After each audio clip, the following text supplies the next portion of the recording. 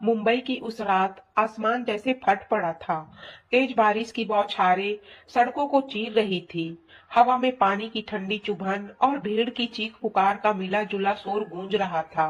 Nehru place के चकाचौंध वाले इलाके से गुजरती हुई एक काली चमकदार एसयूवी जैसे कोई अंधेरी छाया तेजी से दौड़ रही थी।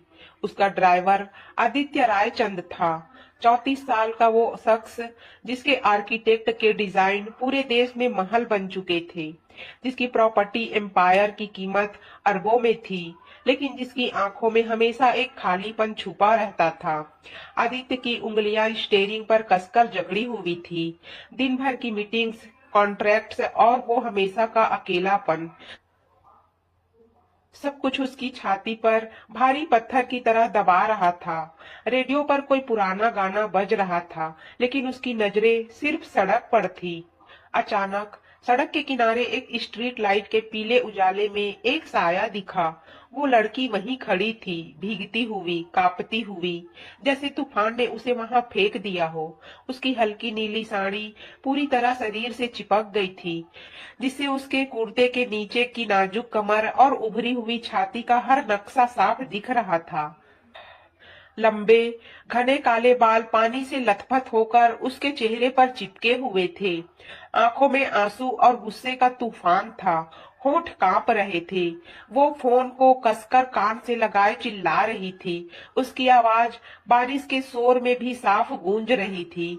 मैं उस शादी में नहीं आऊंगी, कभी नहीं। तुम लोग मुझे बेचना चाहते हो ना, पैसे के लिए। मैं नहीं मानूंगी।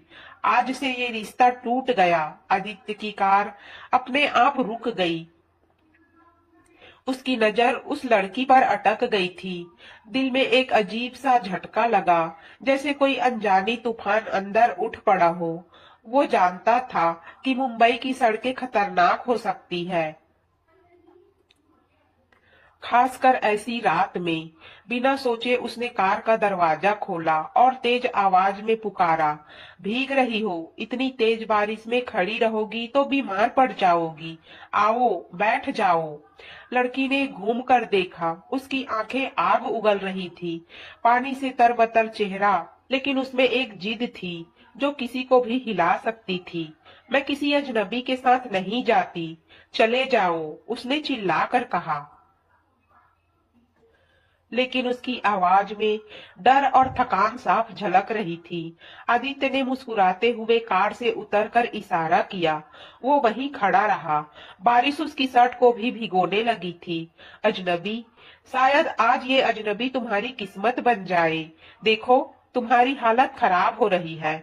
मैं कोई गुंडा या बदमाश नहीं हूँ, बस एक इंसान हूँ जो मदद करना चाहता है। उसकी आवाज में वो गहराई थी जो किसी को यकीन दिला दे। लड़की, जिसका नाम आसी राठौर था, 27 साल की, फैशन डिजाइनर, अपनी छोटी सी बुटीक चलाने वाली लड़की, एक पल को हिचकी। उसके मन में तूफान मचल रहा था। घर पर परिवार का दबाव, जबरदस्ती की जा रही शादी, वो अमीर लड़का जो सिर्फ उसके शरीर और खूबसूरती को चाहता था, जो बेहद घमंडी और बदतमीज था, जो हर वक्त आसी को नीचा दिखाता था और उसके परिवार को भी। आसी उसे जरा भी पसंद नहीं करती थी। सब कुछ उसे तोड़ रहा था। बारिश की ठंड उसकी हड्डियों तक उतर चुकी थी। आंखों के सामने बस एक ही रास्ता दिख रहा था, या तो भीग कर मर जाना, या इस अजनबी पर भरोसा करना। ठीक है, लेकिन सिर्फ घर तक, उसने कांपती आवाज में कहा, और झिझकते हुए कार में बैठ गई। जैसे ही कार का दरवाजा बंद हुआ, अंदर की गर्माहट ने उसे घेर लिया। कार के अंदर महक थी, महंगी परफ्यूम, लेदर सीट्स और आदित्य की अपनी पुरुषुई खुशबू, जो बारिश की ठंड को पिघला रही थी। आसी ने चुपचाप सीट पर बैठकर अपनी साड़ी को संभालने की कोशिश की, लेकिन वो पूरी तरह चिपकी हुई थी। उसकी सांसें तेज थी। आदित्य ने हीटर ऑन किया। गाड़ी धीरे धीरे आगे बढ़ी। तुम्हारा नाम? आदित्य ने पूछा। उसकी नजरें सड़क पर, लेकिन दिल उस लड़की पर। आसी, आसी राठौर, उसने धीरे से कहा। आसी सुंदर नाम है, लेकिन आज की रात तुम्हारे चेहरे पर जो तूफान है, वो नाम से मेल नहीं खाता। क्या हुआ? किस शादी की बात कर रही थी तुम? आसी ने बाहर बारिश की ओर देखा। उसके आंसू फिर से बह निकले। परिवार पैसे के लिए मुझे बेच रहे हैं। एक ऐसे लड़के से शादी जो मुझे सिर्फ वस्तु समझता है। मैं भाग आई, लेकिन अब कहाँ जाऊं? घर पर तो सब इंतजार कर रहे होंगे। उसकी आवाज टूट रही थी, लेकिन उसमें एक जुनून था जो आदित्य को प्रभावित कर गया। आदित्य ने एक पल को उसकी तरफ देखा। उसकी नीली साड़ी में लिपटी वो लड़की बारिश की बूंदों से चमकती हुई जैसे कोई परी तूफान से निकल कर आई हो। उसके होंठ कांप रहे थे, आंखें लाल, लेकिन उसकी गर्दन की लकीर, उसके कान की बाली, सब कुछ आदित्य को अपनी ओर खींच रहा था। तुम सही कह रही हो, उसने धीरे से कहा। कोई भी इंसान किसी रिश्ते में जबरदस्ती नहीं झेल सकता। मैं तुम्हें घर छोड़ दूंगा, लेकिन अगर कभी मदद चाहिए तो याद रखना, मैं आदित्य रायचंद हूँ। कार मुंबई की चमकती सड़कों पर दौड़ रही थी। रेडियो पर अब कोई रोमांटिक गाना बज रहा था। बारिश की आवाज उसके साथ ताल मिला रही थी। आसी चुपचाप बैठी थी, लेकिन उसकी नजर बार बार आदित्य के चेहरे पर अटक जाती। उसका मजबूत जबड़ा, गहरी आंखें, वो आत्मविश्वास, जैसे कोई दीवार जो तूफान को भी रोक सकती है। कार के अंदर एक अजीब सा सन्नाटा था, लेकिन वो सन्नाटा बोल रहा था, कुछ अनकहा, आकर्षक, कुछ अनजाना खिंचाव। जब कार आसी के घर के पास रुकी तो बारिश थोड़ी कम हो गई थी। आसी ने दरवाजा खोलने से पहले एक पल रुकी। शुक्रिया, आज तुम न होते तो शायद मैं। आदित्य ने मुस्कुराते हुए कहा। किस्मत ने मिलाया है शायद। कल सुबह अगर मन करे तो कॉल कर लेना, नंबर सेव है। आसी ने हल्के से सिर हिलाया, कार से उतरी और तेज कदमों से घर की ओर बढ़ गई। लेकिन जाते जाते उसने एक बार पीछे मुड़कर देखा। आदित्य अभी भी कार में बैठा था, उसकी नजरें उस पर ही थी। उस रात आसी के घर पर उस रात आसी के घर पहुंचते ही परिवार का तूफान शुरू हुआ। लेकिन उसके मन में बस एक ही चेहरा घूम रहा था, वो अजनबी जिसकी एक नजर ने उसकी दुनिया हिला दी थी। और आदित्य घर लौटकर भी वो बिस्तर पर लेटा था। और और उधर आदित्य घर लौटकर वो बिस्तर पर लेटा था, लेकिन नींद नहीं आ रही थी। उसकी आंखों के सामने बार बार वो भीगती हुई लड़की आ रही थी, आसी, जैसे कोई नई कहानी शुरू हो चुकी हो, जिसका पहला पन्ना अभी अभी खुला था, और वो पन्ना इतना मोहक था कि कोई भी उसे बीच में छोड़ नहीं सकता था। उस रात आसी के घर पहुंचते ही तूफान फट पड़ा। दरवाजा खुलते ही उसके पिता की तेज आवाज गूंजी। कहाँ थी तू इतनी रात तक? शादी का मुहूर्त नजदीक आ रहा है और तू सड़कों पर घूम रही है। माँ रो रही थी, भाई गुस्से में चीख रहा था। पूरा घर उसके एक फैसले पर टूटने बिखरने वाला था। आसी चुपचाप अंदर गई, भीगी साड़ी बदलकर सूखे कपड़ों में आई। लेकिन उसके मन में बारिश से ज्यादा तेज तूफान चल रहा था। उसकी आंखों के सामने बार बार वो चेहरा घूम रहा था, आदित्य रायचंद। उसकी गहरी नजर, वो आत्मविश्वास भरी मुस्कान, और वो आवाज जो कह रही थी, शायद आज ये अजनबी तुम्हारी किस्मत बन जाए। दूसरी तरफ आदित्य अपने विशाल पेंट हाउस के बेडरूम में बिस्तर पर लेटा था। लाइटें बंद थी, सिर्फ शहर की रोशनी खिड़की से अंदर आ रही थी। नींद तो दूर थी, आंखें बंद करते ही वो भीगती हुई आकृति सामने आ जाती। आसी की वो कांपती ठोडी, बारिश में चिपकी नीली साड़ी, और उसकी आंखों में छुपा दर्द। ये लड़की मेरे दिमाग पर क्यों छा गई? वो खुद से बोला, और उठकर बालकनी में आ गया। बारिश अब रुक चुकी थी, लेकिन हवा में अभी भी नमी थी। उसने मोबाइल निकाला, लेकिन नंबर डायल नहीं किया, बस सोचता रहा। अगली सुबह आसी की बुटीक रंग आसी अंधेरी नगरी के एक पॉश मॉल में थी। वो सुबह से ही व्यस्त थी, कपड़ों की सिलाई, क्लाइंट्स से बातें, लेकिन मन कहीं और था। दोपहर ढल चुकी थी जब बुटीक का दरवाजा खुला और एक लंबा आकर्षक शख्स अंदर आया। काली शर्ट, परफेक्ट फिट ट्राउजर, कलाई पर महंगी घड़ी। आदित्य रायचंद। आसी का दिल एक पल को रुक गया। उसने कैंची हाथ में पकड़ रखी थी, वो कांप गई। तुम आदित्य ने मुस्कुराते हुए आगे बढ़कर कहा, कल रात तुम्हें घर छोड़ने के बाद नींद ही नहीं आई। सोचा देखा आऊं कि तुम ठीक तो हो। उसकी नजर आसी के चेहरे पर ठहर गई।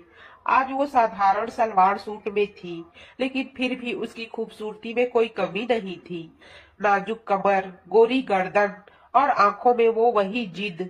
आसी ने इधर उधर देखा। बुटीक में और कोई नहीं था। तुम यहाँ कैसे? और शुक्रिया कल के लिए। अगर तुम ना होते तो। उसकी आवाज धीमी पड़ गई। आदित्य ने काउंटर पर झुककर कहा, मैं एहसान नहीं लेता और ना ही देता हूँ। इसलिए आज शाम डिनर पर चलो, सिर्फ 1 घंटा। समंदर किनारे, मरीन ड्राइव।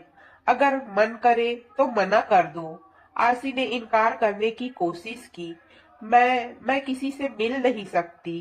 परिवार। लेकिन आदित्य की आंखों में वो आकर्षक था जो उसे रोक रहा था। आखिरकार वो हल्के से बोली, ठीक है, सिर्फ डिनर। शाम 7 बजे। मरीन ड्राइव पर एक लग्जरी रेस्टोरेंट की खुली छत। समंदर की लहरें नीचे दीवार से टकरा रही थी। हल्की ठंडी हवा चल रही थी। आदित्य पहले से वहां था। जब आसी आई, हल्के पीले कुर्ते और चूड़ियों के साथ, उसकी आंखें चमक उठी। वो उठकर उसका स्वागत किया और कुर्सी खींच दी। तुम आज और भी खूबसूरत लग रही हो, उसने धीरे से कहा। आसी शर्माई। तुम बहुत सीधे बोलते हो। डिनर शुरू हुआ। कैंडल लाइट, सॉफ्ट म्यूजिक और सामने समंदर। आदित्य ने धीरे धीरे पूछा, कल रात तुम फोन पर जो कह रही थी वो सब सच था? तुम्हें सच में जबरदस्ती शादी के लिए मजबूर किया जा रहा है? आसी ने चम्मच नीचे रखा। उसकी आंखें नम हो गई। हाँ, मेरे पिता का छोटा बिजनेस चल रहा है। वो लड़का राहुल बहुत अमीर है। उसके पिता ने कहा कि शादी हो गई तो सारा लोन माफ और नया बिजनेस सेटअप। मेरे परिवार ने मेरी मर्जी के बिना हाँ कर दी। राहुल मुझे सिर्फ 100 पीस समझता है। उसकी नजरें मुझे डराती है। मैंने कल रात भागने की कोशिश की थी। आदित्य का हाथ मेज के नीचे आसी के हाथ के पास आ गया। उसने हल्के से छुआ, सिर्फ उंगलियों को। कोई भी लड़की जबरदस्ती नहीं झेल सकती। तुम्हारी हिम्मत को सलाम है। उस स्पर्श से आसी के शरीर में करंट दौड़ गया। वो हाथ नहीं हटाया। दोनों की नजरें मिली। एक पल के लिए दुनिया रुक गई। समंदर की लहरों की आवाज, हवा, सब कुछ फीका पड़ गया। आदित्य, तुम कौन हो? इतनी बड़ी प्रॉपर्टी, इतना नाम, फिर भी तुम इतने अलग क्यों लगते हो? आसी ने पूछा। आदित्य मुस्कुराया, लेकिन उसकी मुस्कान में दर्द था। सफलता के साथ अकेलापन भी आता है। मैंने बहुत कुछ हासिल किया, लेकिन जिसे सच में चाहूं वो कभी नहीं मिला। जब तक तुम कल कार में बैठी नहीं थी। रात गहराती गई। दोनों बातें करते रहे। आसी ने अपनी डिजाइन की ख्वाहिशें बताई। आदित्य ने अपने सपनों के बारे में। जब वो उठे तो रेस्टोरेंट खाली हो चुका था। पार्किंग में जाते हुए हल्की बारिश फिर शुरू हो गई। आदित्य ने अपना कोट उतारकर आसी के ऊपर रख दिया। भीग मत जाना फिर। आसी ने कोट को कसकर पकड़ा। दोनों कार के पास खड़े थे। आदित्य ने आगे बढ़कर आसी के बालों से एक पानी की बूंद हटाई। उसकी उंगलियां उसके गाल को छू गई। आसी की सांसें तेज हो गई। आदित्य ने पहली नजर में ही आसी के दिल को छू लिया था। आदित्य, यह सब ठीक तो है ना? उसने फुसफुसा कर पूछा। आदित्य ने उसकी ठोड़ी को हल्के से ऊपर उठाया। जो हो रहा है वो सबसे सही लग रहा है। उसकी नजरें आसी के होठों पर रुक गई। दोनों के चेहरे पास आ रहे थे। हल्की बारिश की बूंदें उनके बीच गिर रही थी। ठीक उस पल जब उनके होठ एक दूसरे के बेहद करीब थे, आसी का फोन बज उठा। परिवार का कॉल था। आसी हड़बड़ाकर पीछे हटी। मुझे जाना होगा। आदित्य ने सांस रोकी, मुस्कुराया। कल फिर मिलेंगे। आसी कार में बैठकर गई, लेकिन पूरे रास्ते उसके होठों पर वो अधूरा किस और दिल में एक नई उम्मीद थी। आदित्य भी कार में बैठ गया। उसकी आंखों में आग जल रही थी। अगली सुबह आसी की बुटीक में सब कुछ सामान्य लग रहा था, लेकिन उसके मन में तूफान मचा हुआ था। वो कपड़ों को फोल्ड कर रही थी, लेकिन बार बार उसकी उंगलियां रुक जाती। आंखें बंद करते ही कल रात का वो पल याद आ जाता। आदित्य का चेहरा कितना करीब आ गया था। उसकी उंगलियां उसके गाल को छू गई थी, और बस थोड़ा सा और होता तो उनके होंठ मिल जाते। ये क्या हो रहा है मुझसे, वो खुद से फुसफुसाई। तभी बुटीक का दरवाजा खुला। आदित्य अंदर आया। आज वो कैजुअल शर्ट और जींस में था, लेकिन फिर भी वो उतना ही आकर्षक लग रहा था। उसके हाथ में एक छोटा सा गुलदस्ता था, लाल गुलाब। गुड मॉर्निंग, उसने मुस्कुराते हुए कहा। कल रात का वो कॉल, उम्मीद है सब ठीक हो गया। आसी का चेहरा लाल हो गया। वो गुलदस्ता लेते हुए बोली, हाँ, परिवार का था। उन्होंने पूछा कहाँ थी। मैंने कुछ बहाना बना दिया। लेकिन आदित्य, ये सब इतनी जल्दी? आदित्य ने काउंटर पर झुककर कहा, जल्दी नहीं, ये तो किस्मत का खेल है। आज मैं तुम्हें कुछ दिखाने आया हूँ। मेरी एक नई प्रोजेक्ट साइट है, समंदर किनारे। वहां का व्यू देखकर तुम्हारी डिजाइन आइडिया मिल सकता है। चलोगी? आसी ने एक पल सोचा। परिवार का डर था, लेकिन आदित्य की आंखों में वो भरोसा था जो उसे रोक नहीं पाया। ठीक है, लेकिन सिर्फ 2 घंटे। दोनों उसकी कार में बैठे और मुंबई से थोड़ा बाहर एक खूबसूरत समंदर किनारे वाली जगह पर पहुंचे। वहां एक बड़ी सी खाली बिल्डिंग की साइट थी, जहां आदित्य का नया लग्जरी रिसोर्ट बनने वाला था। हवा में नमकीन समंदर की महक थी। लहरें धीरे धीरे किनारे से टकरा रही थी। सूरज ढल रहा था। आसमान नारंगी हो गया था। आदित्य ने उसे हाथ पकड़कर साइड के ऊपरी हिस्से पर ले गया। देखो, यहाँ से पूरा समंदर दिखता है। मैं सोच रहा हूँ कि यहाँ बालकनी बनाऊं, जहाँ लोग बैठकर सिर्फ तुम्हारी तरह खूबसूरत पले जी सके। आसी ने मुस्कुराते हुए कहा, तुम्हारे डिजाइन हमेशा इतने खास क्यों होते हैं? आदित्य ने उसके हाथ को और कसकर पकड़ा। क्योंकि अब मेरे डिजाइन में एक नई इंस्पिरेशन आ गई है, तुम। दोनों वही घंटों बातें करते रहे। आसी ने अपनी डिजाइन की स्केच दिखाई। आदित्य ने उसे अपनी लाइफ की छोटी छोटी बातें बताई। कैसे वो बचपन में अकेला रहा, कैसे सफलता मिलने के बाद भी दिल खाली था।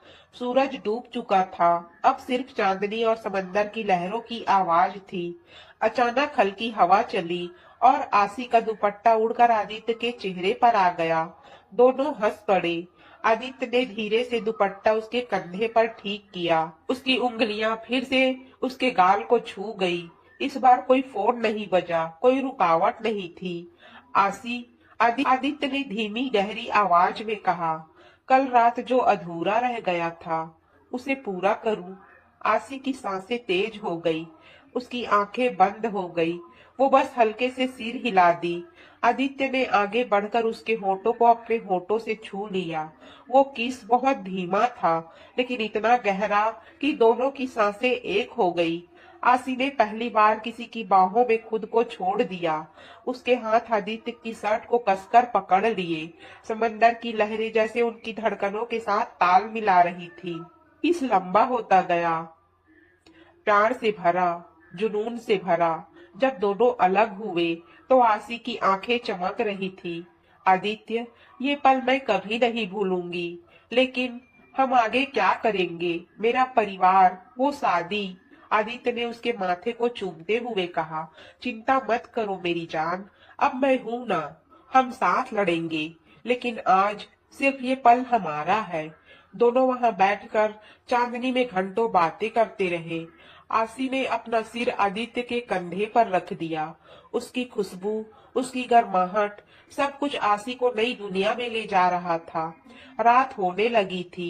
आदित्य ने उसे घर छोड़ने के लिए कार शुरू की, लेकिन जाते जाते उसने कहा, कल शाम को मेरे होटल की रूफ टॉप पर मिलते हैं। वहां कोई नहीं आएगा, सिर्फ तुम और मैं।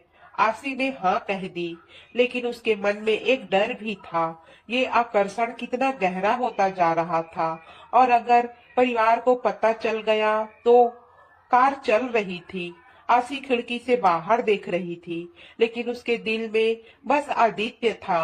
वो किस अभी भी उसके होठों पर महसूस हो रहा था, और आदित्य वो ड्राइव करते हुए मुस्कुरा रहा था। उसकी आंखों में अब सिर्फ एक ही ख्वाब था, आसी को हमेशा के लिए अपना बना लेना। ये मुलाकातें अब सिर्फ रोमांस की नहीं, बल्कि एक गहरी कहानी की शुरुआत बन चुकी थी, जहां प्यार के साथ खतरे भी आने वाले थे, लेकिन दोनों में से कोई भी पीछे हटने वाला नहीं था। अगली शाम ठीक 7 बजे आदित्य के होटल की रूफटॉप पर हल्की हवा चल रही थी। पूरा शहर नीचे चमक रहा था। मुंबई की लाइट्स जैसे छोटे छोटे तारे बिखरे हुए थे। रूफटॉप पर सिर्फ 2 कुर्सियां रखी थी। बीच में एक छोटी टेबल, मोमबत्तियां जल रही थी और हल्का सॉफ्ट म्यूजिक बज रहा था। कोई और नहीं था, सिर्फ वो दोनों। आसी वहां पहुंची तो उसका दिल तेज धड़क रहा था। आज वो एक साधारण सफेद कुर्ते में थी, बाल खुले हुए, लेकिन चेहरे पर एक नई चमक थी। आदित्य पहले से खड़ा था, काली शर्ट में, हाथ पीछे बांधे। जैसे ही आसी ने कदम बढ़ाया, आदित्य ने आगे बढ़कर उसका हाथ थाम लिया। तुम आई, सच में आई, उसने धीरे से कहा। उसकी आवाज में खुशी थी। मैं सोच रहा था कहीं परिवार ने रोक न लिया हो। आसी मुस्कुराई, लेकिन उसकी आंखों में थोड़ा डर भी था। रोका तो था। पापा ने पूछा, कहाँ जा रही हो? मैंने कहा, बुटीक का काम है। मम्मी चुप थी, लेकिन भैया की नजरें जैसे शक हो गया हो। वो कह रहे थे कि राहुल कल घर आ रहा है, शादी की तारीख पक्की करने। आदित्य का चेहरा थोड़ा गंभीर हो गया। वो आसी को कुर्सी पर बिठाते हुए बोला, राहुल, वो लड़का जिसने तुम्हें कभी समझा ही नहीं। लेकिन अब चिंता मत करो, मैं हूं ना। आज सिर्फ हम दोनों हैं, कोई परिवार नहीं, कोई शादी नहीं, सिर्फ तुम और मैं। आदित्य ने खुद से कॉफी बना कर दी। बातें शुरू हुई। आसी ने बताया कि बचपन में कैसे वो अपनी बुटीक का सपना देखती थी, कैसे पापा ने छोटा सा बिजनेस शुरू किया, लेकिन कर्ज में डूब गए। पापा कहते हैं कि राहुल से शादी हो गई तो सब ठीक हो जाएगा, लेकिन मुझे पता है राहुल मुझे सिर्फ अपनी प्रॉपर्टी की तरह देखता है। आदित्य ने उसका हाथ थामा। तुम कोई प्रॉपर्टी नहीं हो आसी, तुम एक ख्वाब हो, मेरा ख्वाब। धीरे धीरे रात गहराती गई। दोनों उठकर रेलिंग के पास आ गए। समंदर की हवा उनके चेहरे को छू रही थी। आदित्य ने पीछे से आसी को हल्के से गले लगा लिया। उसकी छाती आसी की पीठ से लगी हुई थी। दोनों चुप थे, सिर्फ दिलों की धड़कनें सुनाई दे रही थी। आसी, आदित्य ने उसके कान के पास फुसफुसाकर कहा, मुझे पता है ये सब जल्दी लग रहा है, लेकिन जब तुम कार में बैठी थी उस रात, तब से मेरे दिल ने तुम्हें अपना मान लिया है। मैं तुम्हें दुख नहीं देना चाहता, बस साथ में लड़ना चाहता हूँ। आसी ने पलटकर उसकी आंखों में देखा। मुझे भी डर लगता है आदित्य, परिवार टूट जाएगा, लेकिन जब तुम्हारे साथ हूँ तो लगता है सब ठीक हो जाएगा। उस पल आदित्य ने आगे बढ़कर आसी को अपनी बाहों में कसकर भर लिया। ये गले लगना बहुत गहरा था, प्यार से भरा, सुरक्षा से भरा। आसी ने भी अपनी बाहें उसके गले में डाल दी। दोनों के शरीर एक दूसरे से सटे हुए थे, लेकिन सिर्फ गले लगना था, कोई जल्दबाजी नहीं। आदित्य ने धीरे से उसके माथे को चूमा, फिर गाल को। आसी की आंखें बंद हो गई। वो पल बहुत खूबसूरत था। रूफटॉप की हवा, शहर की रोशनी और दोनों के दिलों का मिलना। मैं तुम्हें कभी नहीं छोड़ूंगा, आदित्य ने वादा किया।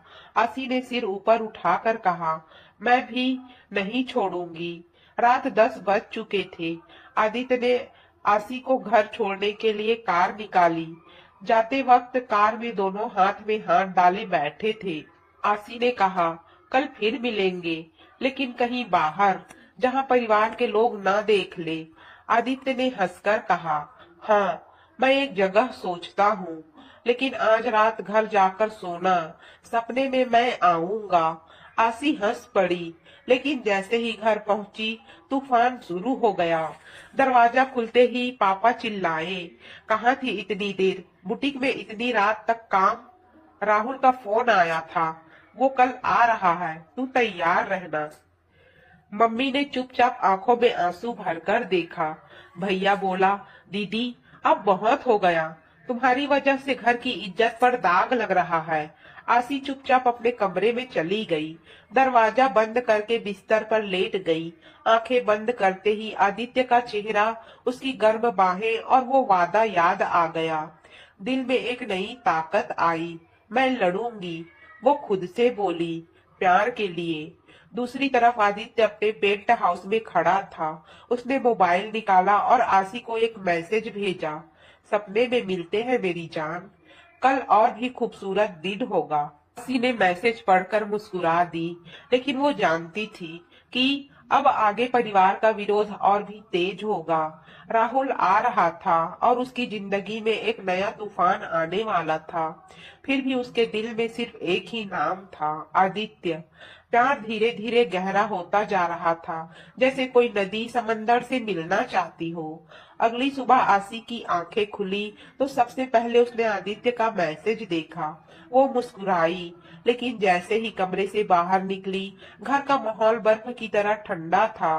पापा अखबार पढ़ रहे थे, लेकिन चेहरा लाल था। मम्मी चुपचाप चाय बना रही थी। भैया मोबाइल पर किसी से बात कर रहा था। आसी, बैठ, पापा ने सख्त आवाज में कहा। राहुल आज शाम को घर आ रहा है, उसके मम्मी पापा भी साथ हैं। शादी की आखिरी तारीख तय करनी है, तुम तैयार रहना, अच्छे कपड़े पहनना। आसी का दिल बैठ गया, उसने चुपचाप सिर झुका लिया, लेकिन अंदर से आग जल रही थी। पापा, मैंने कहा ना, मैं उससे शादी नहीं करना चाहती। भैया तुरंत भड़क उठा, दीदी अब बहुत हो गया, घर की हालत तुम जानती हो। पापा का बिजनेस डूब रहा है, राहुल की मदद से सब ठीक हो जाएगा। तुम सिर्फ अपनी जिद के चक्कर में पूरा परिवार बर्बाद कर दोगी। मम्मी ने रोते हुए कहा, बेटा हम तुम्हारी खुशी चाहते हैं, लेकिन कभी कभी परिवार की खुशी सबसे ऊपर होती है। आसी की आंखों में आंसू आ गए, लेकिन वो रोई नहीं, चुपचाप उठी और बुटीक चली गई। पूरे दिन वो काम में मन नहीं लगा पाई। बार बार आदित्य की याद आ रही थी, उसकी गर्म बाहें, वो वादा, वो रूफ टॉप वाली रात। दोपहर में उसका फोन बजा, आदित्य का कॉल था। कैसी हो मेरी जान? आदित्य की आवाज सुनकर आसी को तुरंत सुकून मिल गया। ठीक नहीं हूँ, आसी ने धीरे से कहा। राहुल आज शाम को घर आ रहा है, पापा शादी की तारीख तय करने वाले हैं। मैं क्या करूं आदित्य, बहुत डर लग रहा है। आदित्य की आवाज में दृढ़ता थी, तुम घबराओ मत, आज शाम मैं तुम्हें एक सुरक्षित जगह पर मिलता हूँ।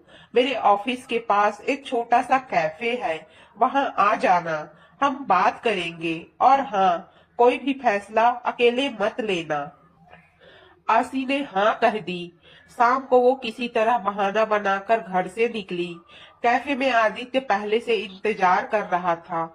जैसे ही आसी अंदर आई, आदित्य उठा और उसे टेबल तक ले गया। तुम परेशान दिख रही हो, उसने आसी का हाथ थामते हुए कहा। आसी ने सारी बात बताई, पापा का गुस्सा, भैया की धमकी और मम्मी का रोना, राहुल का आने वाला परिवार।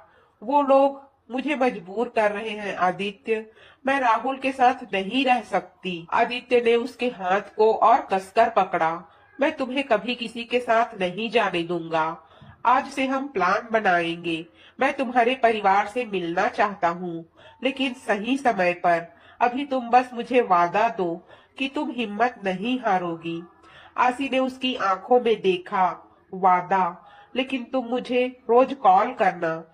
बिना तुम्हारी आवाज सुने मेरा दिन नहीं कटता। आदित्य मुस्कुराया, हर दिन, हर पल। दोनों काफी देर तक वहां बैठे रहे, बातें करते करते दोनों के हाथ एक दूसरे में फंस गए थे। कैफे की हल्की रोशनी में उनका प्यार और भी गहरा होता जा रहा था। जब आसी घर वापस पहुंची तो राहुल और उसके माता पिता पहले से बैठे थे। राहुल ने उसे देखते ही घूरा, कहाँ थी इतनी देर? अब तो शादी होने वाली है, फिर भी घूम रही हो। आरसी ने कुछ नहीं कहा। वो सीधे अपने कमरे में चली गई, लेकिन अंदर से उसका दिल चीख रहा था। रात को बिस्तर पर लेटे लेटे उसने आदित्य को मैसेज किया। आज राहुल आया था, मुझे बहुत बुरा लग रहा है। आदित्य ने तुरंत रिप्लाई किया, सब ठीक हो जाएगा, मैं तुम्हारे साथ हूँ, कल फिर मिलते हैं, अच्छे से सो जाओ मेरी जान। आसी फोन को सीने से लगाकर सो गई। दूसरी तरफ आदित्य भी सो नहीं पा रहा था। वो बालकनी में खड़ा था और सोच रहा था कि आसी को इस तूफान से कैसे बचाए। प्यार अब सिर्फ आकर्षण नहीं रह गया था, वो एक जिम्मेदारी बन चुका था। और ये सफर धीरे धीरे और गहरा और खतरनाक होता जा रहा था। लेकिन दोनों का साथ अब टूटने वाला नहीं था। अगली सुबह आसी की बुटीक में काम का बोझ बहुत था, लेकिन उसका मन कहीं और उड़ रहा था। वो कपड़ों की सिलाई कर रही थी, लेकिन बार बार उंगलियां रुक जाती। रात का वो मैसेज अभी भी उसके फोन पर चमक रहा था, आदित्य का, अच्छे से सो जाओ मेरी जान। वो मुस्कुराई, लेकिन जैसे ही घर से निकलने का समय हुआ, मम्मी ने रोक लिया। आसी, आज राहुल का परिवार फिर आ रहा है, दोपहर में, तुम्हें घर पर रहना है, कोई बहाना मत बनाना। मम्मी ने चिंतित स्वर में कहा। उनके चेहरे पर थकान थी, लेकिन आंखों में परिवार बचाने की जिद साफ दिख रही थी। आसी का दिल धड़क उठा। मम्मी, मैं बुटीक जाऊंगी, काम बहुत है। पापा ने अंदर से आवाज लगाई, नहीं, आज घर पर ही रहो, राहुल तुमसे बात करना चाहता है। वो कह रहा था कि शादी के बाद तुम्हें लंदन घुमाएगा, तुम्हारी खुशी के लिए सब करेगा। आसी ने कुछ नहीं कहा, चुपचाप अपने कमरे में गई और फोन उठाया। आदित्य को कॉल किया। आदित्य, आज घर पर रहना पड़ेगा, राहुल आ रहा है, मैं क्या करूं, बहुत घबरा रही हूँ। आदित्य की आवाज तुरंत आई, मजबूत और शांत, सुनो मेरी जान, घबराओ मत, तुम बस हिम्मत रखो, मैं आज शाम को तुम्हारे बुटीक के पास ही आऊंगा। अगर वो लोग ज्यादा दबाव डाले तो मुझे कॉल कर देना, मैं सब संभाल लूंगा। आरसी ने सांस ली। ठीक है, लेकिन जल्दी आना।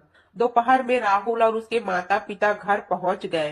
राहुल एक महंगी शर्ट और घड़ी पहने हुए था। उसकी नजर आसी पर जैसे कोई मालिक देख रहा हो।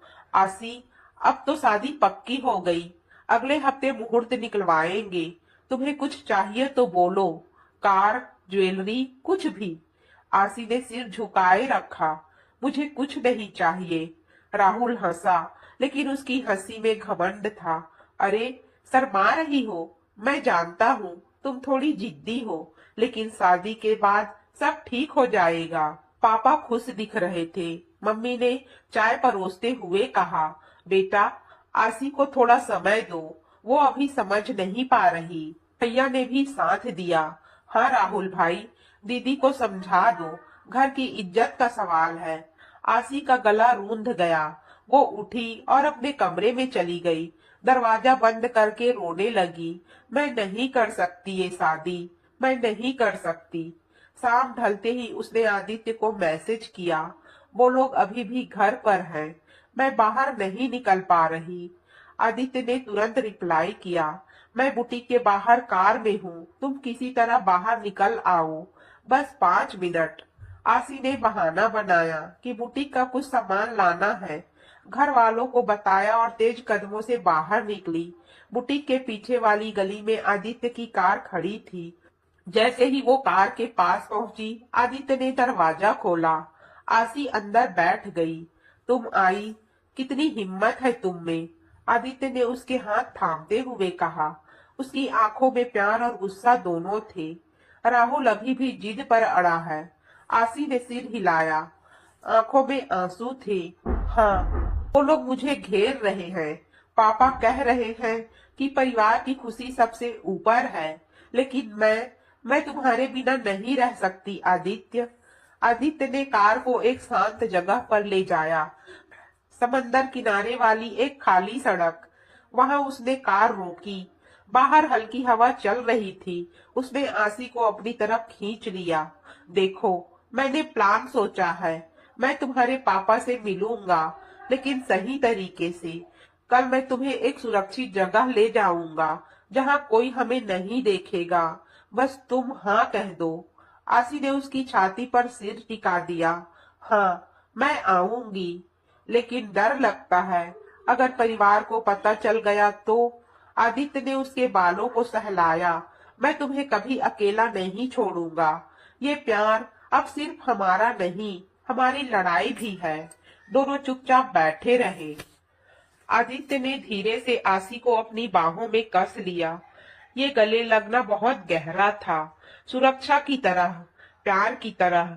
आसी ने भी अपनी बाहें उसके गले में डाल दी। उनके दिल एक दूसरे की धड़कनों को सुन रहे थे। कोई किस नहीं, कोई जल्दबाजी नहीं, सिर्फ एक दूसरे का साथ। तुम मेरी ताकत हो आसी, आदित्य फुसफुसाया। आसी ने सिर उठाकर उसकी आंखों में देखा। और तुम मेरी उम्मीद। समय बीत गया। आसी को घर लौटना था। आदित्य ने उसे घर के पास छोड़ा। जाते वक्त उसने कहा, कल शाम 6 बजे मैं तुम्हें पिकअप कर लूंगा, तैयार रहना। आसी ने हाँ कहा और घर चली गई। लेकिन जैसे ही अंदर घुसी, राहुल का फोन आ गया। आसी, कल मैं तुम्हें शॉपिंग के लिए ले जाऊंगा, शादी का सामान खरीदेंगे। आसी ने फोन काट दिया। उसके मन में तूफान था, लेकिन दिल में आदित्य का वादा था। रात को बिस्तर पर लेटकर वो सोच रही थी, कल क्या होगा? परिवार का विरोध बढ़ेगा या आदित्य सब संभाल लेगा? दूसरी तरफ आदित्य अपने पेंट हाउस में खड़ा था। उसने एक प्राइवेट जगह बुक कर ली थी, शहर से थोड़ा दूर, जहां दोनों बिना डर के बात कर सके। उसकी आंखों में जुनून था। प्यार अब और गहरा हो चुका था, और खतरा भी करीब आ रहा था। अगली शाम ठीक 6 बजे आदित्य अपनी कार लेकर आसी के बुटीक के पास पहुंच गया। आसी ने किसी तरह घर वालों को बहाना बनाया कि क्लाइंट से मिलने जा रही है, और तेजी से बाहर निकल आई। जैसे ही वो कार में बैठी, आदित्य ने मुस्कुराते हुए कहा, चलो, आज हम शहर से थोड़ा दूर जा रहे हैं। वहां शांति है, कोई हमें नहीं देखेगा। कार मुंबई की भीड़ भरी सड़कों को छोड़कर हाईवे पर दौड़ने लगी। आशी खिड़की से बाहर देख रही थी, लेकिन उसका हाथ आदित्य के हाथ में था। आदित्य, अगर घर वालों को पता चल गया तो बहुत बड़ा झगड़ा हो जाएगा। राहुल आज भी फोन करके कह रहा था कि कल शॉपिंग पर चलेंगे। आदित्य ने उसका हाथ और कसकर पकड़ा। मैं जानता हूँ, लेकिन तुम अकेली नहीं लड़ रही हो। आज मैं तुम्हें एक खूबसूरत जगह दिखाऊंगा। लगभग 1 घंटे बाद दोनों शहर से दूर एक पहाड़ी के पास बने एक छोटे से रिसोर्ट में पहुंचे।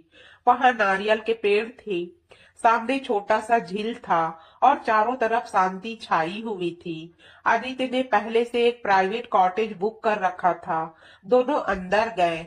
कमरे में सॉफ्ट लाइट जल रही थी। बालकनी से झील का नजारा दिख रहा था। आसी बालकनी में खड़ी हो गई। हवा उसके बाल उड़ा रही थी। यह जगह कितनी सुंदर है। लगता है सारी दुनिया से दूर आ गए हैं। आदित्य उसके पीछे आकर खड़ा हो गया। उसने आसी को पीछे से हल्के से गले लगा लिया। यहाँ हम घंटों बात कर सकते हैं, कोई दबाव नहीं, कोई डर नहीं। दोनों बालकनी में बैठ गए। आदित्य ने कॉफी मंगवाई। आसी ने धीरे धीरे अपनी सारी चिंता बताई। घर में रोज होने वाले ताने, राहुल की घमंड भरी बातें, पापा का बिजनेस डूबने का डर। वो लोग समझ ही नहीं रहे हैं कि मैं खुश नहीं हूँ, बस पैसे देख रहे हैं। आदित्य ने गंभीर होकर कहा, मैं कल ही तुम्हारे पापा से मिलने जाना चाहता हूँ। उन्हें सच्चाई बताऊंगा। मेरा नाम और मेरे बिजनेस के सामने वो कुछ भी नहीं है, लेकिन मेरा प्यार सच्चा है। आसी ने चौंक कर कहा, नहीं आदित्य, अभी मत मिलना। पापा बहुत गुस्सा करेंगे। पहले मुझे थोड़ा समय दो। आदित्य ने उसकी आंखों में देखा। ठीक है, जितना समय चाहिए उतना, लेकिन मैं इंतजार नहीं कर सकता। हर पल तुम्हारे बिना मेरे दिल को चैन नहीं पड़ता। रात के अंधेरे में दोनों झील की तरफ टहलने गए, हाथ में हाथ डाले, चुपचाप चल रहे थे। कभी कभी आदित्य रुककर आसी को अपनी तरफ घुमाता और बस उसके माथे पर या गाल पर प्यार से किस कर देता। आसी शर्मा जाती, लेकिन दूर भी नहीं हटती। उनका प्यार धीरे धीरे इतना गहरा होता जा रहा था कि शब्दों की जरूरत ही नहीं पड़ रही थी। एक पेड़ के नीचे दोनों बैठ गए। आसी ने अपना सिर आदित्य की गोद में रख दिया। आदित्य उसके बालों में उंगलियां फिराते हुए बोला, तुम्हें देखकर लगता है कि मैंने अपनी जिंदगी का सबसे खूबसूरत इंसान पा लिया है। चाहे कितना भी विरोध हो, मैं तुम्हें कभी नहीं छोड़ूंगा। आसी ने ऊपर देख कर कहा, मुझे भी यही लगता है। तुम्हारे साथ होने पर सारी परेशानियां छोटी लगने लगती है। रात काफी हो चुकी थी। दोनों वापस कॉटेज में आए। आदित्य ने आसी को सोफे पर बिठाया और खुद उसके बगल में बैठ गया। दोनों एक दूसरे से सट कर बैठे रहे। आसी की आंखें बंद हो गई। आदित्य ने उसे अपनी बाहों में और कस लिया। वो पल बहुत शांत और प्यार से भरा था।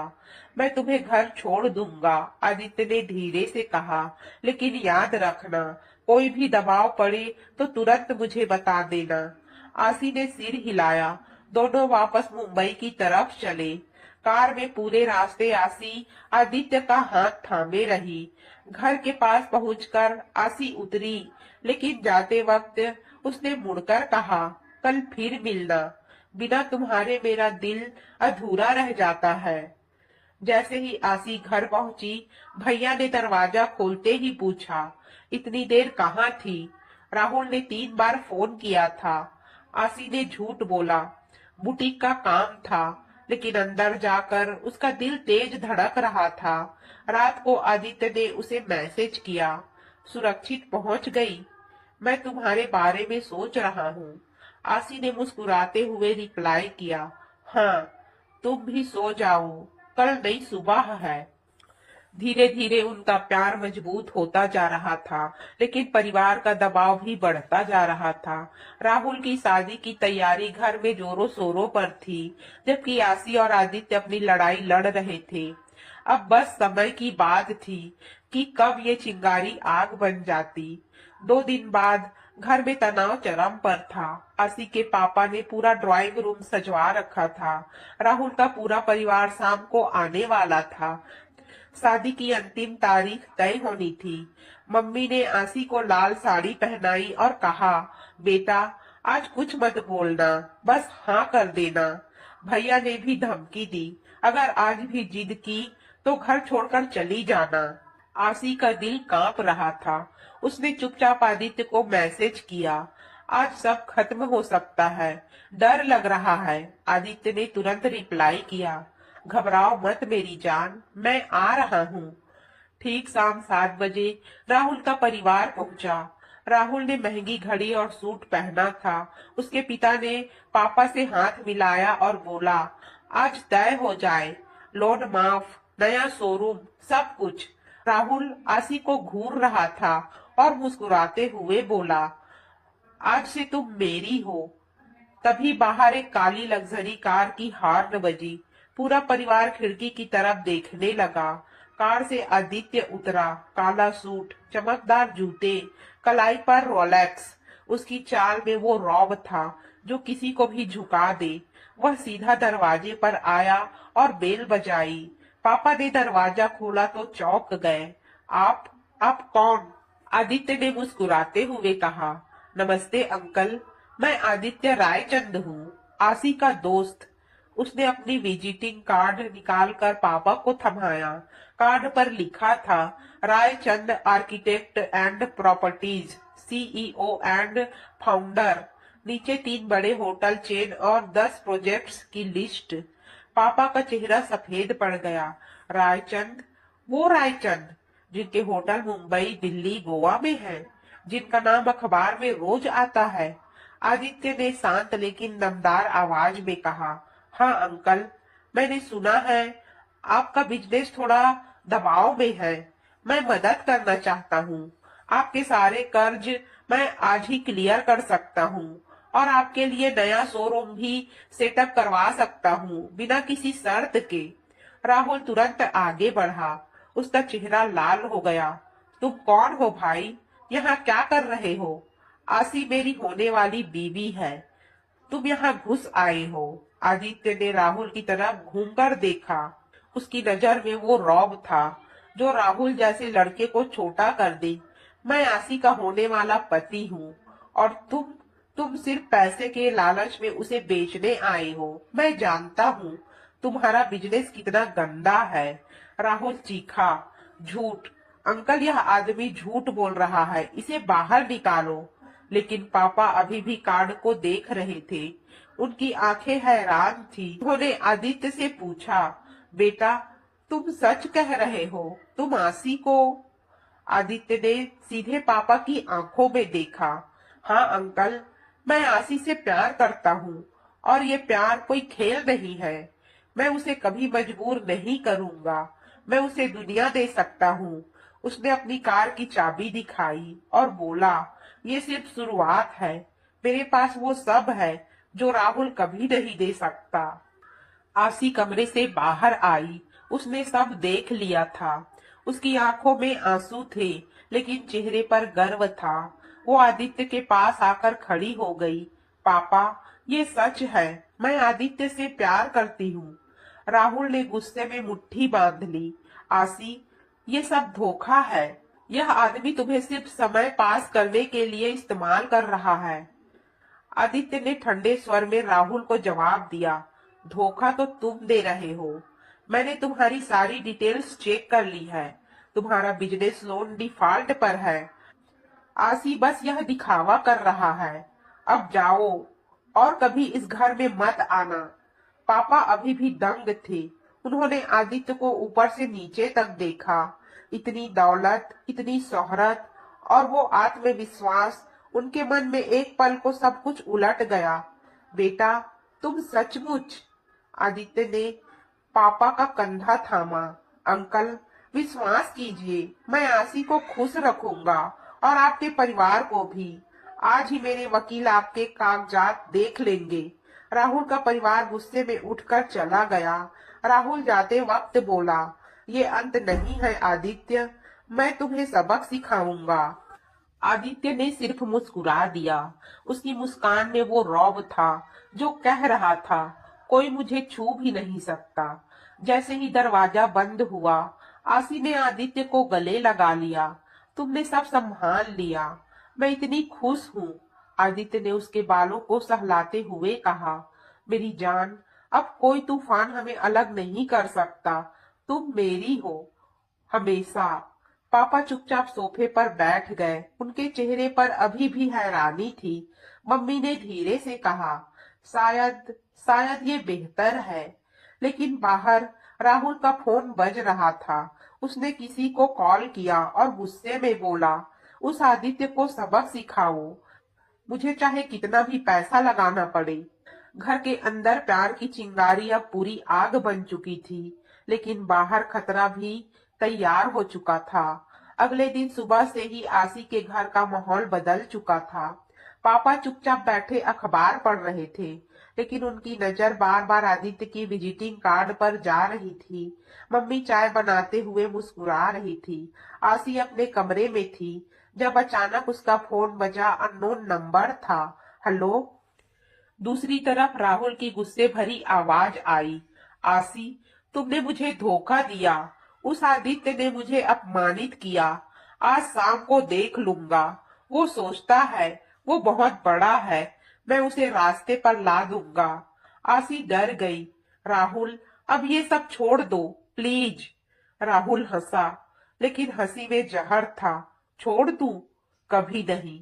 आज शाम 6 बजे तुम्हारे बुटीक के सामने मैं आदित्य को सबक सिखाऊंगा। फोन कट गया। आसी ने तुरंत आदित्य को कॉल किया और सारी बात बताई। आदित्य शांत लेकिन दृढ़ स्वर में बोला, ठीक है, मैं शाम को खुद आऊंगा। तुम बिल्कुल मत घबराना। शाम 6 बजे बुटीक के सामने सड़क पर माहौल तनावपूर्ण था। राहुल 4-5 गुंडों के साथ खड़ा था। सबके हाथ में लाठियां और चैन थी। राहुल ने काला सूट पहना था और घमंड से मुस्कुरा रहा था। जब वो आएगा तो उसे अच्छे से रगड़ लगाएंगे।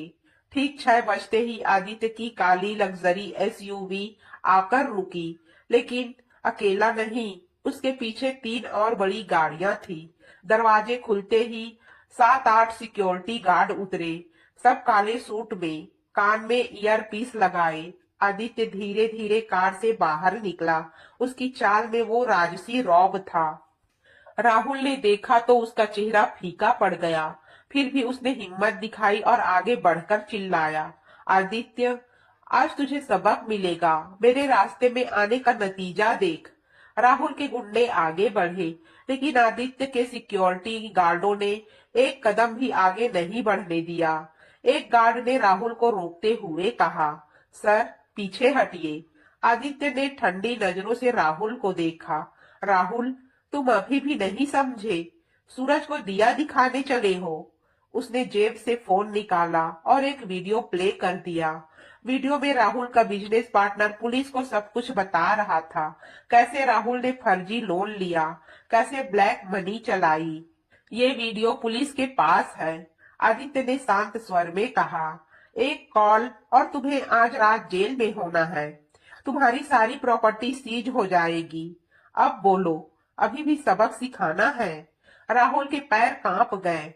उसके गुंडे भी एक एक करके पीछे हटने लगे। राहुल का घमंड पूरी तरह टूट चुका था।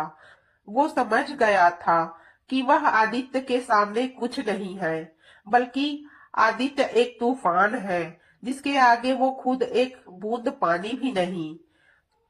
तुम तुम्हारे पास इतनी ताकत? राहुल कांपते स्वर में बोला। आदित्य ने एक कदम आगे बढ़कर कहा, तुमने आसी को सिर्फ पैसों की चीज समझा, लेकिन वो मेरी जान है, और मेरी जान को छूने की गलती बर्दाश्त नहीं होगी।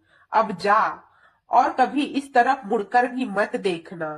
राहुल ने कुछ कहने की कोशिश की, लेकिन गला सूख गया। वो चुपचाप मुड़ा और तेज कदमों से वहां से भाग गया।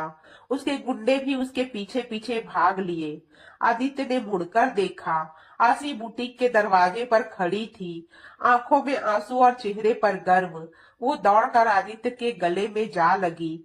तुमने सब संभाल लिया, मैं कितनी खुश हूँ। आदित्य ने उसे कसकर गले लगाया।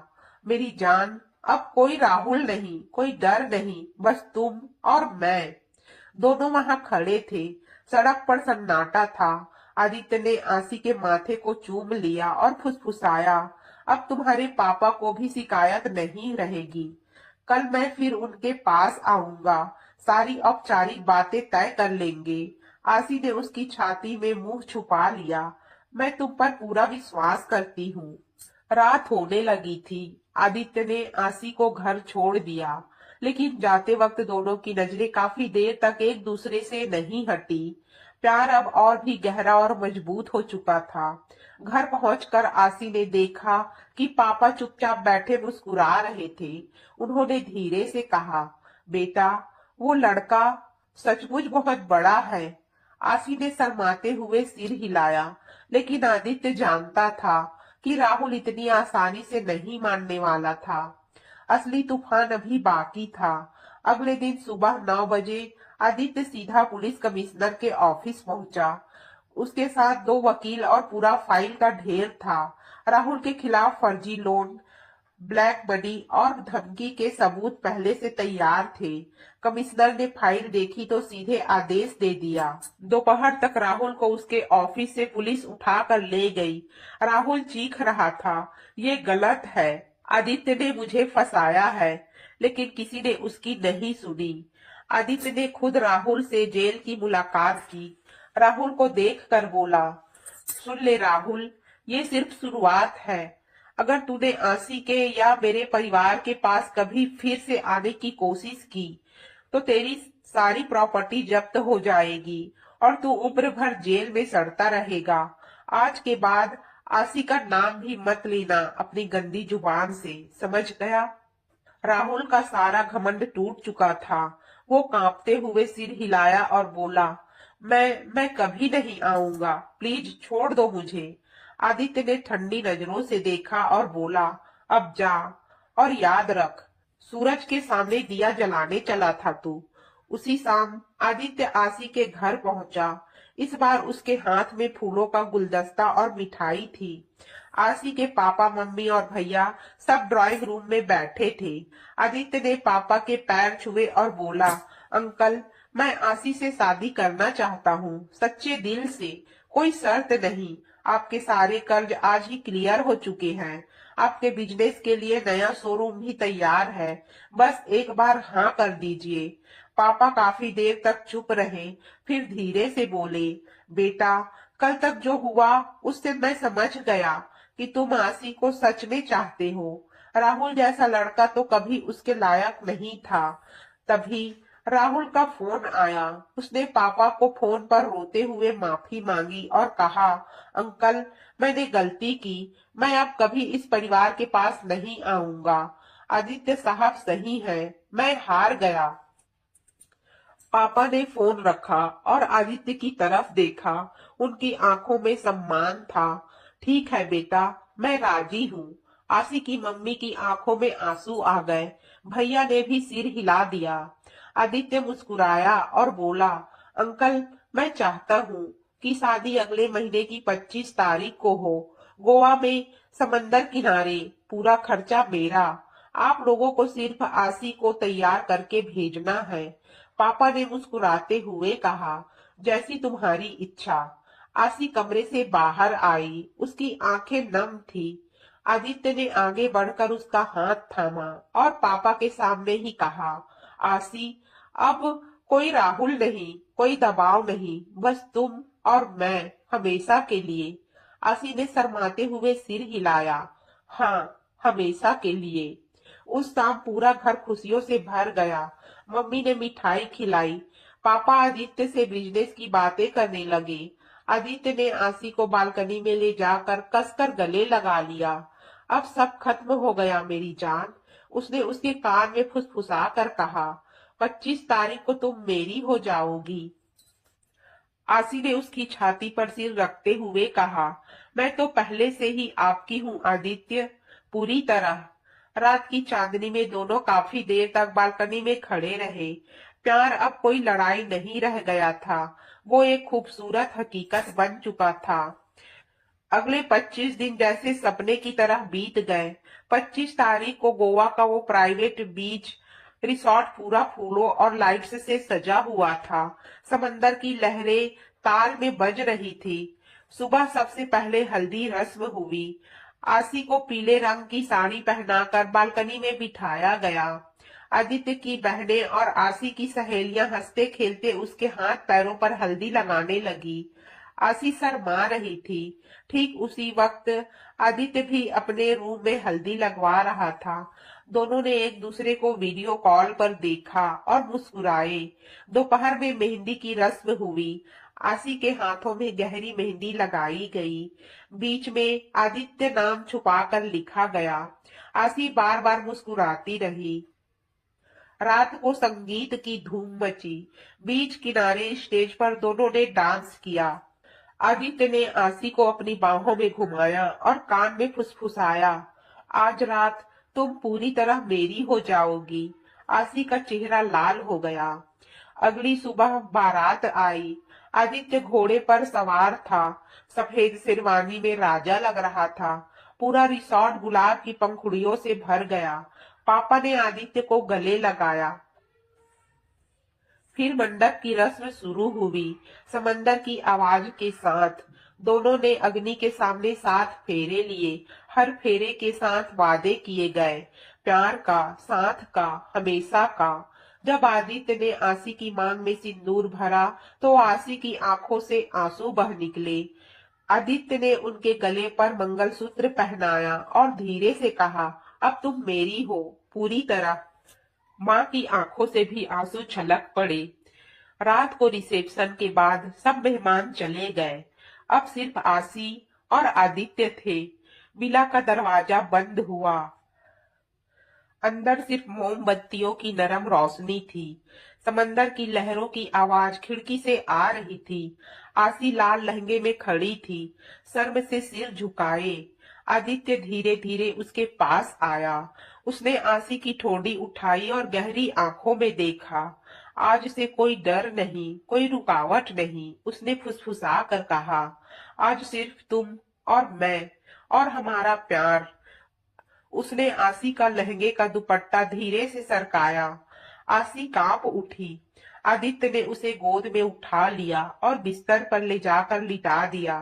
वो उसके ऊपर झुका, पहले धीरे धीरे उसके होठों को चूमा। किस इतना गहरा और जुनूनी था कि दोनों की सांसें एक हो गई।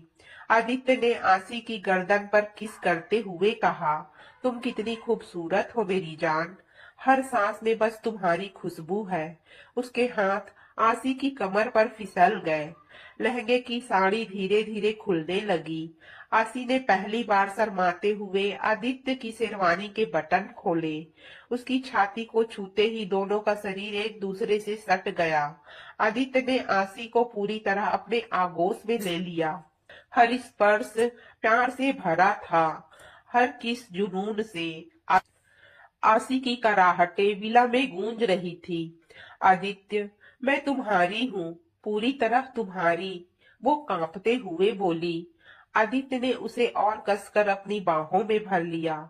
हाँ मेरी जान, आज रात हम एक हो गए। दोनों एक दूसरे में पूरी तरह खो गए। शरीर, आत्मा और वादे सब एक हो चुके थे। बाहर समंदर की लहरें तेज हो रही थी, जैसे वो भी दोनों के प्यार का जश्न मना रही हो। सुबह जब सूरज निकला, आसी आदित्य की छाती पर सिर रखे सो रही थी। आदित्य उसके बालों में उंगलियां फेर रहा था। उसने धीरे से उसके कान में कहा, तुम मेरी जान हो, मेरी दुनिया हो, हमेशा। आसी ने आंखें खोली, मुस्कुराई और बोली, और तुम मेरे अरमान हो, मेरे सपने हो, मेरा पूरा जहान हो।